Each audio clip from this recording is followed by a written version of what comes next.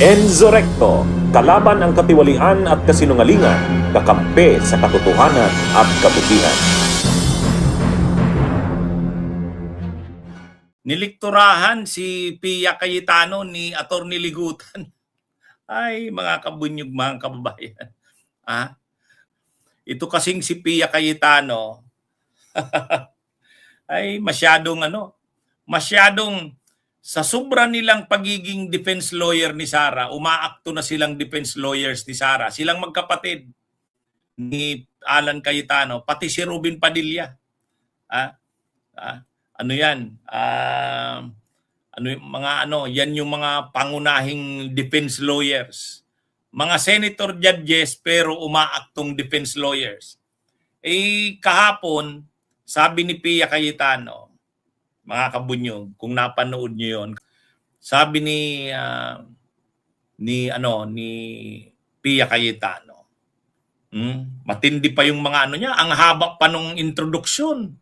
Ang haba pa kahapon ng mga introduction ni Pia Cayetano.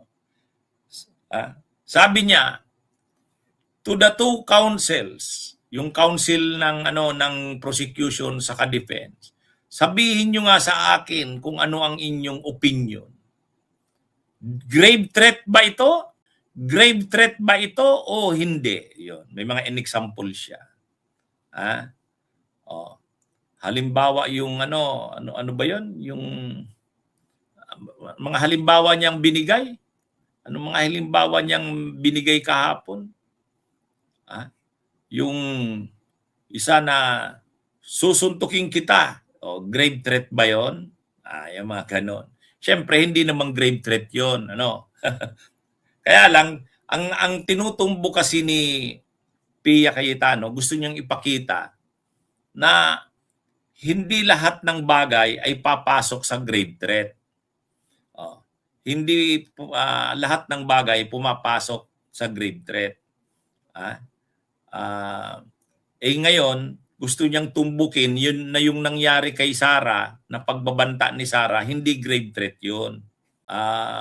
Yung buksingero, nagbanta, susuntukin kita. Ano ba yon? Grave threat ba yon? Ay natural, hindi namang grave threat yon. Kumbaga, pinapasimple ni Pia na kahit may pagbabanta ka, hindi yan magiging grave threat. Ngayon, sabi ni Atty. Ligutan, nilikturahan siya. Binanggitan siya ng mga decisions ng Korte Suprema, tawag sa amin dun sa mga abogado. Jurisprudence, Sa jurisprudence ng Korte Suprema, sinabi na ganito, hindi naman kinakailangan na para masabi mong may grave threat ay yung tao na tinitreten ay magreklamo. Hindi naman kailangan ng ganun. Hindi nga kinakailangan na magsampa ka ng kaso para mapatunayan mong na-threaten ka. Hindi yun. Hindi requirement sa batas yan. Kailangan ba na talagang na-threatened yung taong tinitreten? Hindi. Hindi yun. Basta't mayroong pagbabanta, grave threat na yon. Hindi kinakailangan na yung taong pinagbabantaan ay talagang natakot. Hindi requirement yun. Kasi, nagbanta ka. Nagbanta ka. Pero yung pinagbantaan mo, hindi naman napatunayan na natakot ito. Ibig bang sabihin walang grave threat? Hindi. Kasi hindi kailangan na yung tao na trineten ay actual na natakot. Yun yung yan yung kaya nilikturahan si Pia Cayetano. Ang gusto kasing tumbukin ni Pia Cayetano, dapat natakot para masabi mong may grave threat. Ay dito kasi sa kaso ni Sara, hindi naman nagsabi si PBBM na natakot siya o si Lisa Araneta. Hindi nga sila nag-file ng kaso. Isa pa yon, ang tinutumbok nila lagi, hindi nga nagsampa ng kaso yung mga binanggit ni Sara. Si PBBM, si Lisa Araneta, saka si Martin Romualdez. O paano mo ngayon masasabi na grave threat yon? Ni hindi nga sila na nakaramdam na na-threaten sila. Kasi kung na-threaten sila, magrereklamo sila. Yun, pinaliwanagan ngayon, nilikturahan ngayon ni Atty. Ligutan na sa jurisprudence nga o sa mga desisyon ng Korte Suprema, hindi naman kinakailangan na yung taong tinitreten ay natakot. Hindi yun requirement. Ang importante, mayroon talagang pagbabanta. Yan yun. At saka, ang sinasabi pa dito, ang grave threat kasi ay public crime. May dalawang klase ng kaso. Public crime saka private crimes. Ang mga private crimes, hindi pwedeng i-prosecute yan na yung biktima ay hindi nagpa-file ng kaso. Kailangan yung biktima ang mag-file ng kaso. Private crimes yun. Pero may mga kaso na public crimes. Ibig sabihin, halimbawa dito, ang pinagbabantaan ay si PBBM, si Lisa Araneta.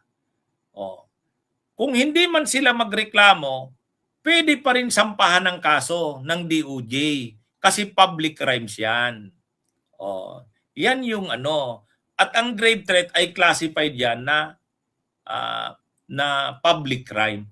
Kaya pwedeng i-prosecute o magsampa ng kaso o demanda kahit hindi yung naagrabyadong tao. Katulad dito, ang binabanggit dito na parang tinitreten ay si PBBM, si Lisa Araneta, o hindi sila nagsampa ng kaso.